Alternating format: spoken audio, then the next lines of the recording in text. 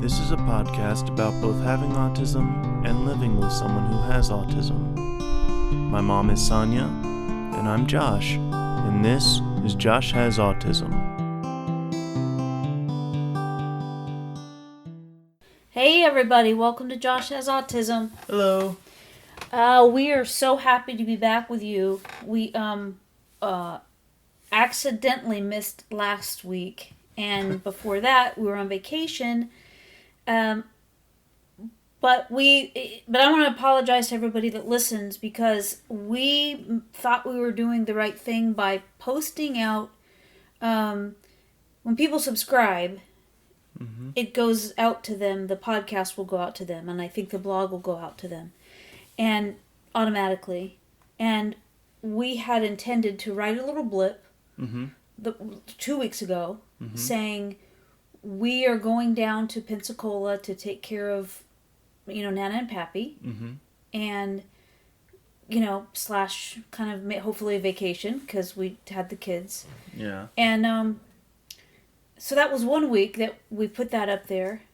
Then what happened on that vacation, on that Friday, is Nana had to be rushed to the hospital.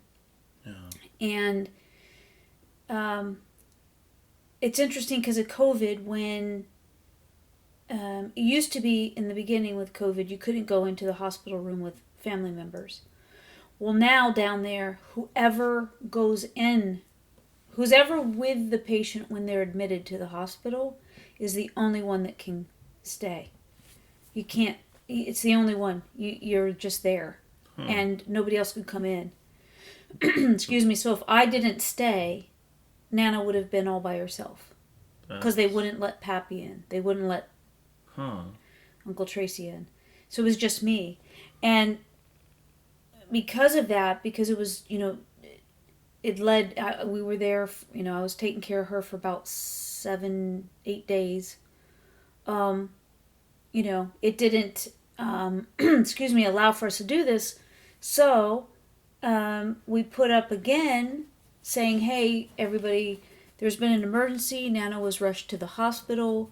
There's not going to be a podcast. Thing is, it wasn't put in the right place on the website. And so if somebody had gone to the website, they would have seen what was happening both weeks. Mm-hmm. But it was our mistake because we should have put it in that, however it's done, it should have been published in a way that information went to the subscribers. Oh, okay. And it didn't? It did not. Okay. So, I'm sorry to for those of you that subscribe and you didn't hear from us for a couple weeks. It was kind of a couple of crazy weeks, but it was also our error in not putting that information in the right place for you to get it. We tried to do it, but we messed it up.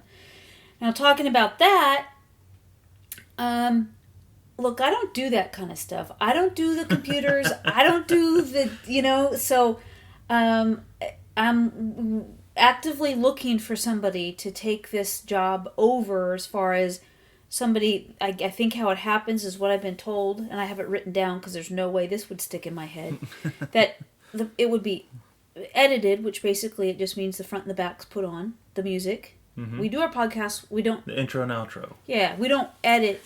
Whatever happens during the podcast happens during the podcast. Right. And then it needs to be published, and then it needs to go through an RSS feed to be sent out.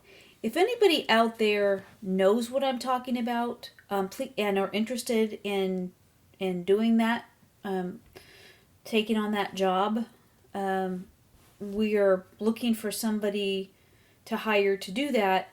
And then I will let you talk to Dave because I don't know what any of this means. Not even hired yet, and they're tempted. No, that. I'm pretty sure that little section of my brain just was not developed because I don't even know what that means. Things I just said. So, again, I apologize, everybody. It was 2 weeks that we didn't show up, and it wasn't intentional for you to not know why. So, what happened with Nana is she started, when we were there, she started shaking. Her body would do some kind of, they call it like tremors, but it was like a person that's comparable to like Parkinson's. So it's not shaking like you have the shivers like you're cold. It was a whole body movement. It was an arm movement and then her whole body would just kind of jerk in her shoulders, and so it was pretty scary. Along with that, cognitively, she just wasn't there. So she was not able to communicate with us. Excuse me. I don't even know if she heard what we were saying. And so when that happened, she had to go to the emergency room right away. Yeah. The night before that happened, we were playing this card game called Skip Bo. And it's a lot of fun. But I was teasing her because there's this show that I don't know if you ever saw it or not, but it was called The Carol Burnett Show. Okay, yeah. And there's a character on there that Tim Conway did of this old guy, and he had kind of stringy hair. But everything he did, he moved really, really slow. So like something that could be done in 5 seconds took this guy 5 minutes, It just took forever. And so I was kind of teasing Nana because the night before this happened, she was acting like that. It was like, what's going on? And so we were just trying to be real patient with her, doing the cards and everything. But then her arm jerked and she knocked the stack of cards over. And that really got her attention. Like that, I'm like, you didn't mean to do that, right? No. What's happening? So anyway, that was the night before. And then the next morning she woke up and was really struggling. So ultimately, they didn't know what it was. They didn't know if she'd had a stroke. They didn't know what the situation was. Well, what we found out was that she has a liver disease, and your body naturally makes ammonia. I didn't know that. We have ammonia in our bodies. Mm-hmm. And when that number gets too high, when the level of ammonia gets too high, those two things happen to a body. So cognitive issues, and that, for her, that kind of jerking, tremor kind of physical motion. Yeah.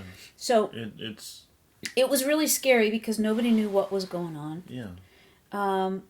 I was there with her, and they thought she had pneumonia, wanted to give her antibiotics. That part was very stressful and just very difficult, that period of time in the hospital, because I'm having to speak for Nana, right? So I'm having to make the decisions for all the decisions for my mom. Mm-hmm. And they wanted to give her antibiotics, and I said no. And I said no because she has struggled with 3 rounds of C. diff over the past couple of years. And the most recent, we've talked about this before, how when she had knee surgery, September 13th of last year, she really had a hard time, and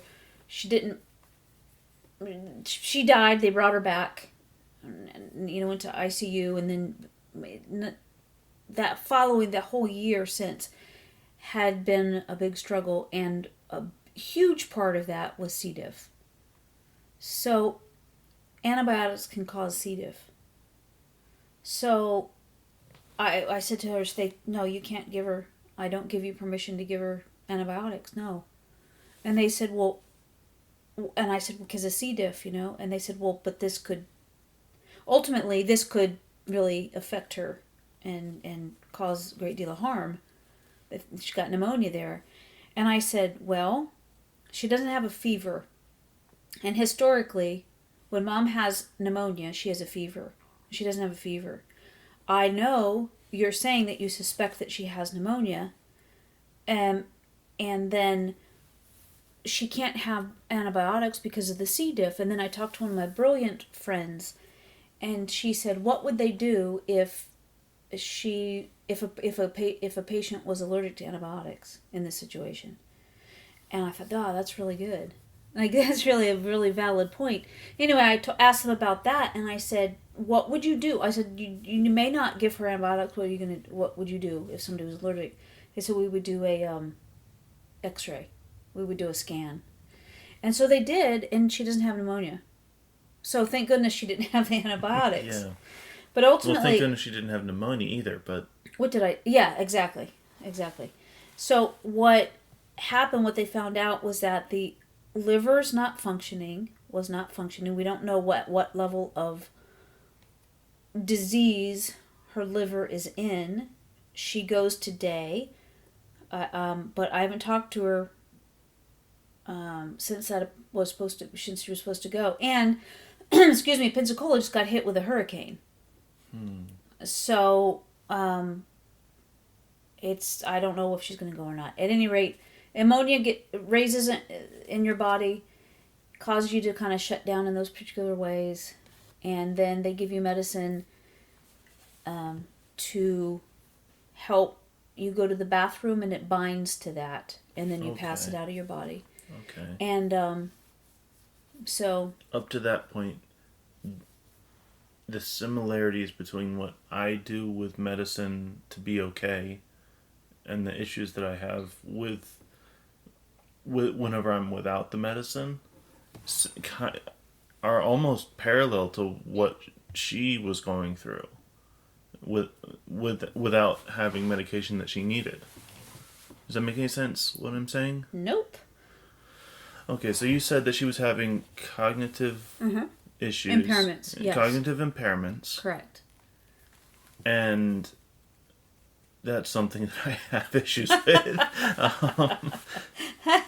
No, I don't. You and me both for different reasons. And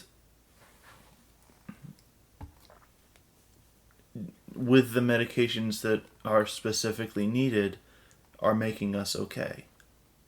Yeah. There was more to it, but I don't remember it now. Okay. At any rate, I stayed there till Nana went home, and now your Uncle Tracy is there, and Pappy is there, but she's feeling a lot better. She's doing a lot better, but we'll find out what her liver looks like and what can be done for that. So that was what happened. That's why we were missing in action, and now we're back. I'm looking for somebody to take this over, so we're on schedule. What we do is we do it weekly, right? To make it kind of real time. Yeah. That's been my effort. And because of that, when something like that happens, there's just not a podcast. Right. And I think what we should do is just do a podcast and have it ready, have it canned, just to put it up if we've ever missed one. Put it on the shelf with the other cans. Yeah, that's right. So, okay, all that. If you're still with me, thanks for hanging out. This is our 100th podcast. Woohoo! Woohoo! We are 100. Isn't that pretty amazing? Yeah. So I wanted to talk to you about some of the things that have changed since the beginning, some of the things that are the same, things that we're baffled by, what have you. And I have a whole bunch of things I want to talk about, but you go ahead.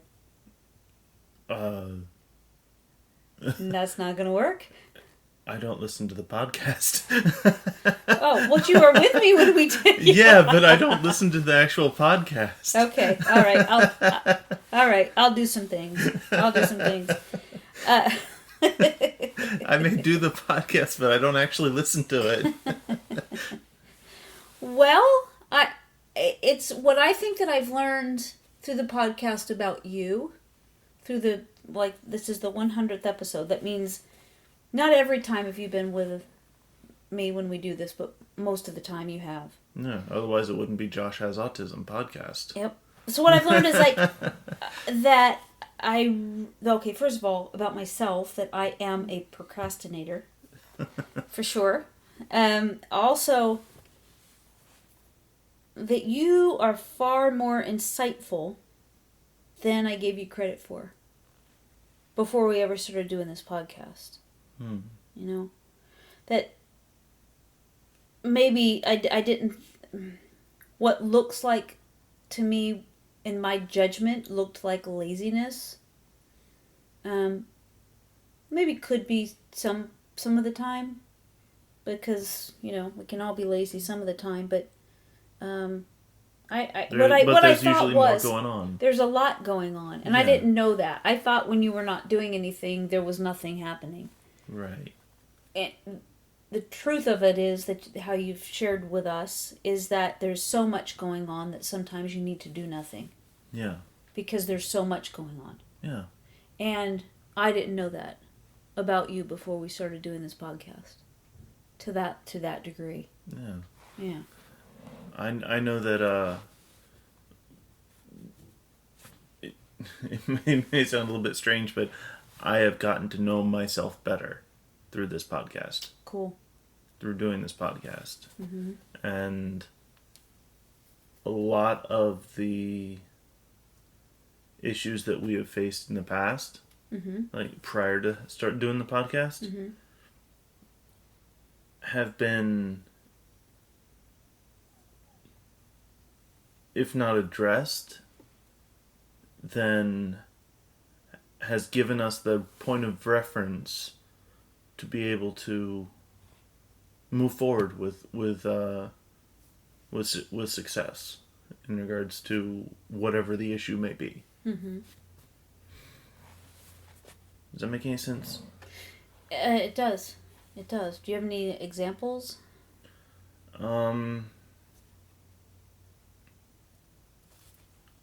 Did I say if it was addressed or if it was not addressed? I don't remember which I said. I don't. There's probably both that apply. Okay. Which is my way of saying I don't know. Yeah. Let's see. One thing that has been addressed, like we just said, whenever I'm so stressed out about everything, and I'm so anxiety ridden that I can't function. It's not that I'm unwilling to do something. It's more often than not, I don't know where to start, or I'm absolutely overwhelmed with everything. Right. That is an issue that I've learned about you, is that it's not that you have an unwillingness to do something. It's that it just seems so big that you just don't know where to start. Right. It's daunting. Mm-hmm. And if you break it down, it's much easier. Yeah. So if you take it in little sections, it's easier for you to do. Yeah.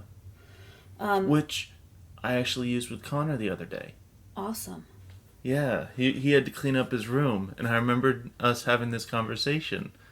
and so I'm like, okay, you see all these toy cars that you have? Because he had everything in piles all over his floor. Mm-hmm. You see these toy cars you have? Pick up all your red cars. Oh, nice. All your cars that have red on them, put them into the toy box. Mm-hmm. So I did that. He's like, I got them. All right, now do the yellow ones. Mm-hmm. And so he just kept on going through all that, and he was getting it done because he had no idea what to do. Right. And I remember having the same issue when I was a little kid. Mm-hmm. Right. So if something is too broad or too abstract, that's not computing for you. Right. You don't know what to do with that information. It needs to be broken down. It needs to be specific. Right. Which is what you just did for him. Right. Yeah, very cool. Yeah. How'd that feel? It was like an aha moment. Yeah. Yeah, that's very cool. Yeah. Because you have problems with that. Yeah. And then to be able to learn from your difficulties and apply that to help him. Yeah. That's pretty amazing. Yeah, that's really cool. Yeah. Oh, I love that. Right. Speaking of Connor, aka the dude, we had had the first call with a doctor today. It was telemed. Mm-hmm. Filled out all kinds of paperwork, and then she did an interview kind of with your sister and I was on the call, and Connor was on the call, and he's got 2 appointments in October where he goes in and they do evaluations. Mm-hmm. And then there's an appointment where Connor doesn't have to go back in February. I'm sorry. I don't know why I said February. I meant November. Doesn't even sound the same. Doesn't start the same. I don't know why I just did that. Doesn't have the same amount of days. Nothing. Nope. Nothing.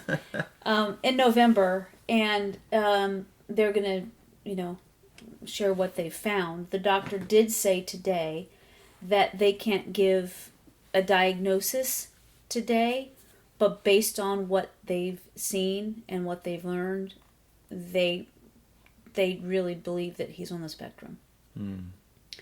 So we'll just, I guess, wait for the diagnosis and what comes next. Yeah. So that's really cool that you applied that for him. Yeah, that was helpful. Because I could see him getting frustrated that he couldn't articulate well enough that he was having difficulties or why he was having difficulties. Right. Which is huge for me to even notice that. Right. I agree. You're dealing with something similar, although a complete grown-up issue. But still overwhelming in the same category, and that is that since we started doing the podcast, we've done some on Social Security, voc rehab, and I don't know if we did Ticket to Work, and college. Ticket to Work, I think, was like the 14th one or something. Okay, something like that. So what's happened recently, since we've moved up here, anyway, is that Social Security was saying that you are no longer autistic. And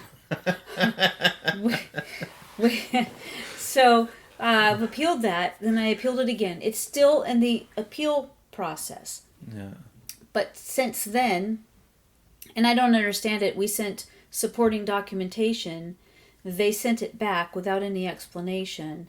Yeah. And I still haven't been able to get a hold of them to talk to me about that. But on your behalf, our congressman wrote to them and said that they are paying attention to what their decisions are on your behalf, that they understand that they are not accepting your diagnosis and part of the process. So hopefully that will help out. Yeah. In the meantime, I contacted what's called voc rehab, vocational rehabilitation, here in Virginia, and they've agreed to help you. They are talking about, you've had choices. Yes. You had choices. And those choices are, do you want job training or do you want college? When I'm saying that your decisions are similar to what Connor was experiencing, and how do you clean up a room when there's too much to do? Right. Like, where do you start? Right. One of the things I found out when we're talking to you about college is that they're willing to help you to go through to get a bachelor's degree. When we talk in those terms, it's too big for you. Yeah. It feels too abstract, right? It's just not necessarily beyond my comprehension, but beyond my comprehension. Mm-hmm. Right. And so then you get down to the nitty-gritty and you're like, I'm asking you questions and I'm finding out, because I'm asking you things like, what do you want to do? What if you can, they ask you to look at the schools around here. What degree programs are you interested in? And the thing that I realize is that you had a perception that if you got a degree in something, you would then have to do that very limited thing. Like that very narrow focused thing that degree would be in. And And I didn't realize in the beginning that that's what you thought. And you're thinking, you're overwhelmed because you're thinking, well, I like history. Do I have to be a historian the rest of my life if I get a degree? I don't want to teach. Do I have to teach? Just, Right. Right. The things that we sent you to look at the colleges online. Mm-hmm. What you got out of that was overwhelming and frustrating for you and caused you to feel like, oh, I don't want to do that. Yeah. And I just realized that. So we had a conversation where I expressed to you that you can get a degree and that can actually look however you want it to look when you're done. That a degree in library studies doesn't have to look the same for everybody that graduates with that. Okay. A degree in history doesn't have to look the same. Because what you want to do is work in a library, you want to work with books. Yeah. The person at Voc Rehab is saying, there's so many different types of libraries. There's so many different types of museums where you can take care of books in the museums. That it's kind of wide open. He suggested that you consider a degree, or that the goal would be a historian, and even thinking that far ahead is just overwhelming to me. Yeah. It was pretty clear that it seemed daunting to you. And what happens is, I tried to explain this to you, but I can understand why it doesn't make any sense. With Voc Rehab, you kind of have to look at the end result. Right. Because what they do is in training you and helping you get some really cool tools this time around. Mm-hmm. To help me succeed. Exactly. Like a little tablet that's a talk to text. So that you don't have to take notes anymore. Yeah, because I can only focus on one thing. I can either take the notes that are written on the board, or I can listen to what's being said. Right. I cannot do both. Right. And we can also get a letter saying that it's important for you to be able to, if the assignments, whatever, are up on the board, that you have time to take a picture of that before it's erased. Mm-hmm. Each class. So you don't have to worry about doing any of that. But anyway, Voc Rehab starts at the end and works backwards. Right. Right? Because they want to see, what are your goals? Right. And if your goal is, so they are in the business of putting people to work so that they can pay taxes. Right. That's ultimately their goal. Yeah. So they want to know what you want in the end.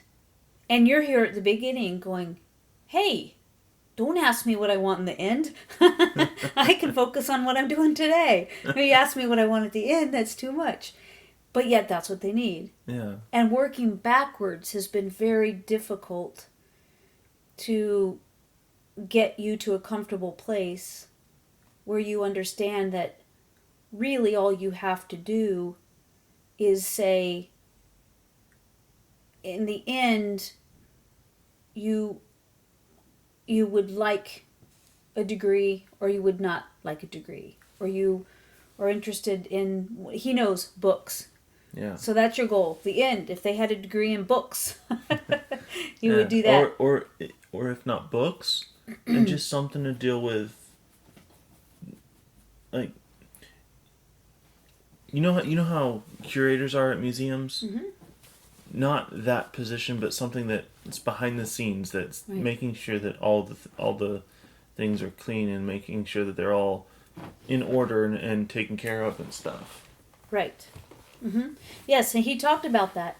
And we live close to Williamsburg, which there's a whole bunch of opportunities there to do stuff like that. Yeah. So that's why he recommended historian, because after our conversations with him, he felt like that kind of would fit, and he could make that work for you to get an education. Right.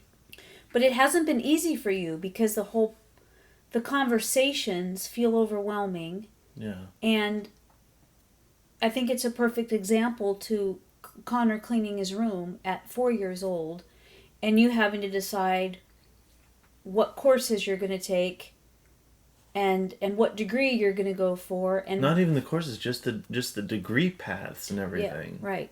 Yeah. Right. And so that felt overwhelming. So we had to break it down. Yeah. And it seems like it's getting a little bit easier for you. It is. After a lot of conversations, but I didn't understand that about you when we first started talking about school. And when we were in Florida, we were talking about school. Yeah. And this feels different for a number of reasons for me, and we'll see what happens. Mm-hmm. But a big part of this is the medication change that you've been through. Yeah. And those medications are different than you've been on before. Mm-hmm. We discovered that your medications had not been at a therapeutic level, and they were the wrong medications entirely for you after we did the gene testing. Right. So the medications were changed. Mm-hmm. And then you had the TMS therapies, which is a transcranial magnetic. It's an S. Yeah.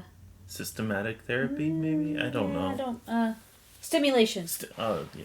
Transcranial magnetic stimulation. Yes. So that's helped a lot with your depression. Yes. Yeah.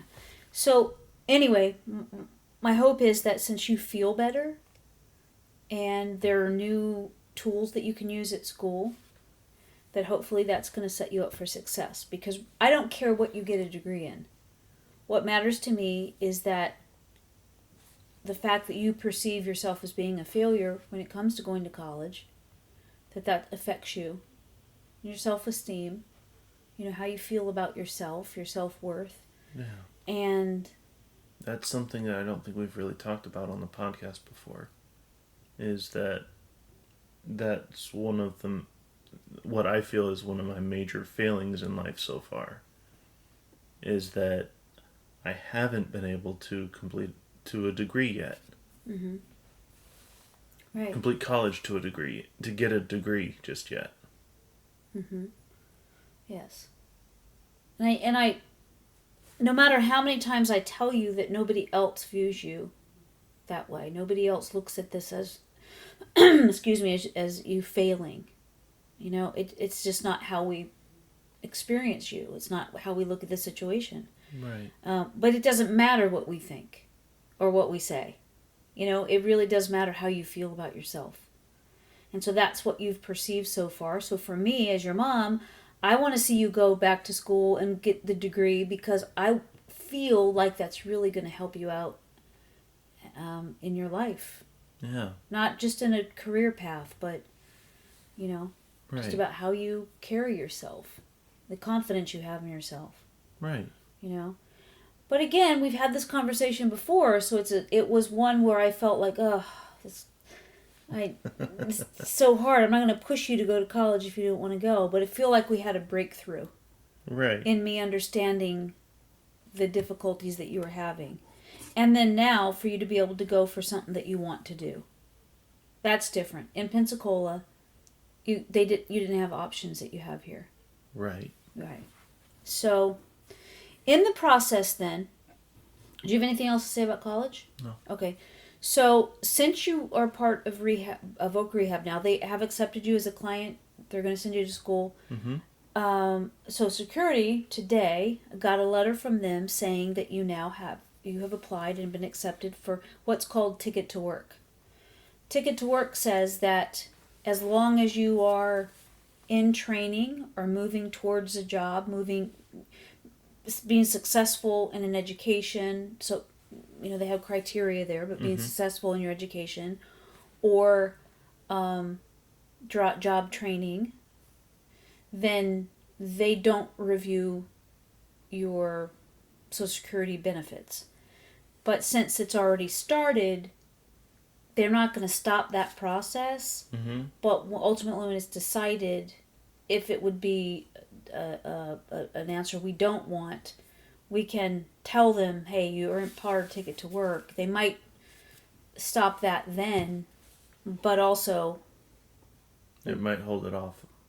It could. I'm just saying that for other people, especially that So people, I think maybe just for information, Yeah. Yeah. excuse me, so that if somebody's working with voc rehab, if you're on get disability and you have ticket to work kind of as a safeguard, then like Social Security is not going to try to come take your benefits away while you're getting an education.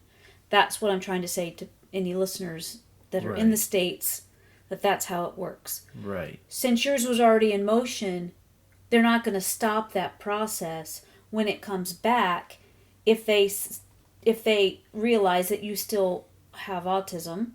Then I'm sure it's going to stay in place. And if they disregarding the facts, I will appeal it again with more support by the new doctors that you have.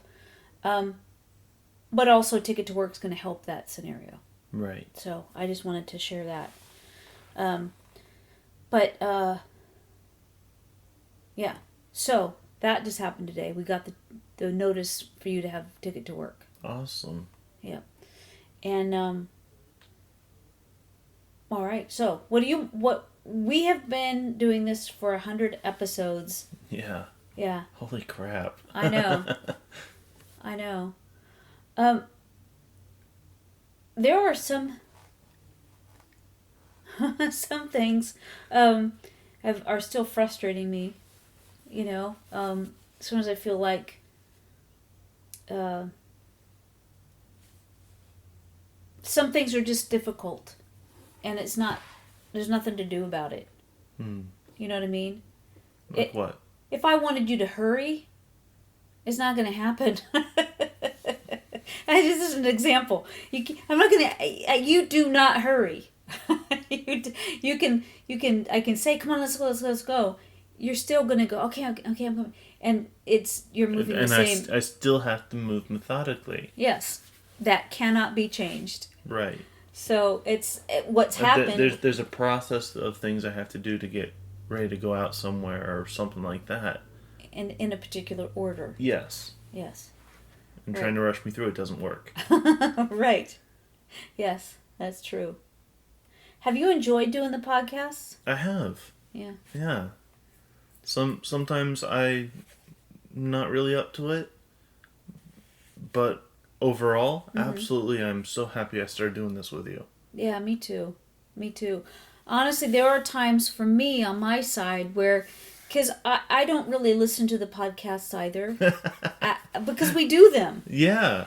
And I don't go back and I don't listen to them. But I tell you what, I do feel like a giant dweeb half the time where I don't have the right words and I don't, I don't really have my thoughts together. I don't really have the sequence of questions in order. I write some things down, then I bounce all over the place and, Welcome to Josh Has Autism.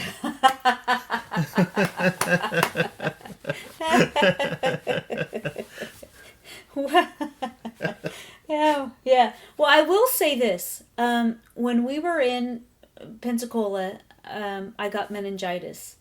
And in 2011, I was in a car accident and had a head injury. And then got through that after a while. And then in 2017, down in Pensacola, I got meningitis. I got bit by a mosquito, got West Nile, it morphed into meningitis. And ever since then, I don't feel like my brain works the same as it used to. So, I thought you were going to bring up that you found out you got a what's it called? MP3 player. Oh. You found out that you got an MP3 player for that Christmas, like 6 months later. Yeah, that's one of my jokes. Yeah, that's one of my jokes. So I say that, yeah. But I got an iPod. Right? That's it, iPod. Yeah, an iPod. I don't know if I stole it or I got it for a gift, but I'm keeping it. Yeah, so right. I don't remember that Christmas after the car accident, but. Yeah. Anyway, after the meningitis, there's just words that are missing. There's a thought, a scattered sense that's even more prevalent than it used to be. So, yeah, I do. It feels different. So sometimes when we do the podcast, I feel very scattered and unfocused and And I think it's because I'm thinking of so many. I'm wanting to allow you to have time to share. I'm trying to ask you questions that will help you to express yourself. Mm-hmm. Are we both this equal distance from the mic? Are we, are, Are we equal volumes? yes. Are we? Yeah. How are we doing on time? Is this question going to help people? Is that one going to help people? Well, does it make a difference if every question helps somebody? Maybe it's just, fun. Every question makes a difference. It's also fun for me to just get to sit and have a conversation with you. Because this is what's different with the conversations that we do, and then we call it a podcast. It's just that we're recording it. Right? We have these kind of conversations all the time. Yeah. It's just that we sit down and try to cover a certain topic. And try and be civil with each other. and hopefully help people. Yeah. Because this has been a long road. 100 episodes in, there's been a lot of changes in our lives since we started this. Yeah. And some things haven't changed. And sometimes those things that haven't changed make me frustrated in that you still don't keep your room clean. I should go in there and do what you did for Connor with you. But can you do that with yourself? Could you look at something and go, okay, anything that's clothing, I need to put, if it's on the floor, I need to put it in the hamper. Guess what? What? My room's clean. Your room's clean? There's a few things here and there that don't have a spot, but like all the pictures and stuff like that that were in my room are all in a drawer under my bed. Whoa. All of the trash and stuff were all in a bag. Wow. When did this happen? The day you got upset with me and told me to do it. That's funny. Right. Because sometimes it's just, wow, give me 5. I'm so impressed. Thank you. That's really cool. Yeah. Yeah, that's really cool. Yeah. I was just going to say something, and I got excited about your room being clean, and I forgot what it is. Well, how about this? One thing that I didn't know, or that I didn't really know that well prior to us doing the podcast, is that I essentially only had the absolute bare bones knowledge of what you do for me on a daily basis. Like all the phone calls you make to specialists and doctors and government officials and just all kinds of people. And that's just part of what you do. I still don't know a lot of what you do. I know more now, but I'm still shocked at how much you do. Just for me to be okay. Yeah. Well, it's I'm thankful for it, absolutely. Cool. I just don't. It's difficult for me to understand how much you do when most of the time I don't even know you're doing it. Right. Should I include you in those things then that I do? Oh, heck no. No. Well, so for example, yeah, and sometimes it's fine. Because I've just done it for so long. Sometimes it's fine. Right. And then sometimes when I'm wanting to do other things or needing to do other things and I'm frustrated because I don't have time to do it all, and those calls and those conversations and that arranging can feel overwhelming sometimes. And when I get frustrated, not saying it's fair of me to do this, but there are times, most of the time it's fine. There are those, yeah, that's true. Most of the time it's fine. I had to think about that. How do I really feel? Yes. Most of the time it's okay. There are occasions when I'm so overwhelmed having to make all these decisions talking to, and it's not, it's essentially things like this: calling a doctor to get a prescription, calling the pharmacy to see, because we use the military base, to see if they carry a prescription and a certain medication. Then they don't. Then I have to call your family doctor, talk to the front desk, ask them to get the nurse or the doctor in touch with me so I can talk to them about carrying that particular medication, and then going all the backward. Then going back to the pharmacist, then going back to the outside doctor that's writing the prescription. Yeah. And I do that because I know that those kinds of conversations exhaust you. Yeah. And you're doing a lot better all the time, but asking those questions that you need to ask while you have those people on the phone is difficult, right? Yeah. So and what happens is when I'm sorry, go ahead. Another thing along those lines is whenever I actually go and see someone, like my outside doctor. Right. Yes. Is that I have difficulties remembering all the different issues I have had throughout the week whenever I go see a doctor. Don't know why it happens, but it does. And so it may come across as me saying, "Hey, everything's okay, everything's hunky-dory," or however that saying goes. And it, even though it may not be. Correct. And that just happened. That just happened yesterday when we went, where you presented and everything is just fine, and I'm going, hold on a sec. Yeah, I didn't. I was even trying not to do that time. Yeah. Because I remembered a previous conversation that we had about it.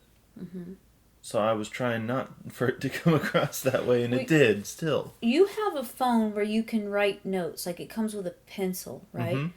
How about if you start leading up to the next appointment, you have that already in your phone, and every time that a situation comes up that you want to talk to her about, that you write that in there so you don't forget when you go in. That's a possibility. If you can remember to write it down. Yeah.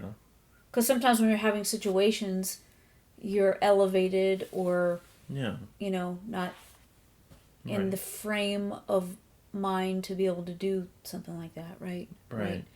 So I was about to say is that for most of the time when doing those things on your behalf, I'm okay with it. And when I'm not is when I feel overwhelmed and I've done all these steps and then you waltz in and it's all about you. And I go, and I understand that that's why there is a Josh Has Autism. But there are times when it feels like I don't have that in me to give anymore. And I can get upset.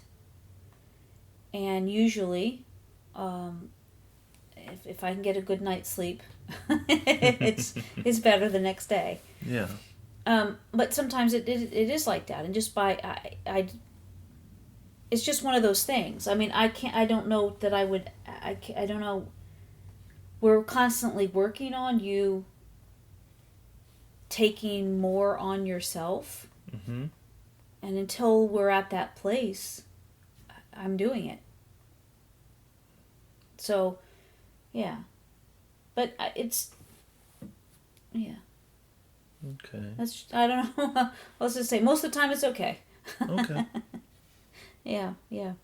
So, man, we've done an awful lot. We've moved. And then COVID shut everything down, which is, you're fine with that. Nothing really changed there. Nothing really changed there. But it is your birthday this week. Yeah. September 18th. Yeah. And you are going to be 32. I am? Yes. Okay. Yes. I always have to think about that. But yes, I've been married 33 years. You're 32. Okay. You will be 32. Okay. Mm-hmm. And it's the week of the 100th podcast. Yeah, pretty cool, right? Yeah. Yeah.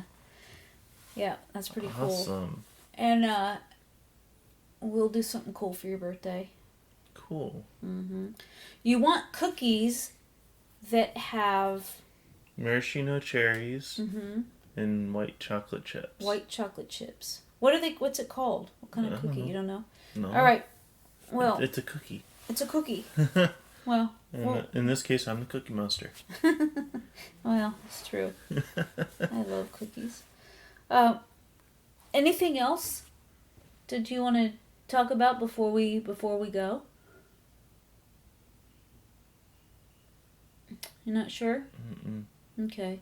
Well, first of all, or lastly, I should say, last, is that we've said this before, but I'm just always, you and I, we just do this. We come in here, we hit record, and we do this. And we don't know what's going to happen. We don't know how it's going to end up. We don't know, are we going to make a difference for someone? Or are we just going to sound, on my part, I always think I was going to sound stupid. But we just do it. Yeah. And we never know. But it's turned out to be something that surprising to both of us, I think. Yeah. That we're actually have people that listen to us on a regular basis. We appreciate that. But it feels really good. Yeah, it's cathartic. Is it cathartic? Mm-hmm. Yeah. Yes. And I will say this, things are starting to open up again some. Everything shut down as far as the speaking world, as far as the stand-up world. I got my first gig in a while coming up October 17th. Cool. Yep, it's up in Northern Virginia. Okay. I was going to say the name of it, but I'm not exactly sure, but it's in Northern Virginia on October 17th. Cool. And it's for a women's group. So it's a private function. But anyway, I'm excited about that. And that's me doing stand-up, so you don't need to go to that one. But I think that we should look into doing virtual speaking. Yeah. We just, because we've been waiting for it to open back up again, and I think we should just go to virtual speaking. And also just, since things are opening up, maybe we can get back out on the road and do some speeches again. Yeah. So I'm looking forward to that. Because I know that our first gig that we were supposed to have fell through because COVID had just hit. The first gig we were supposed to have. So we had the first. I know what you're talking about. So the first gig fell out, and then everything was gone. Yeah. It's like that was the first one, and then everything else. The first or second week that COVID had really hit North America. Right. That was right. Absolutely. Yeah. It was in March. Yeah. And everything else fell out after that. Yeah. And so I'm looking forward to doing that again. Yeah. But anyway, happy 100. Yeah. Everybody, thank you so much. We, as always, we just appreciate you so much. And please, if you like what we do, give us a 5-star review. 5-star. 5-star. And subscribe if you would, and let other people let other people know about us if you like what we're doing and if it benefits. No.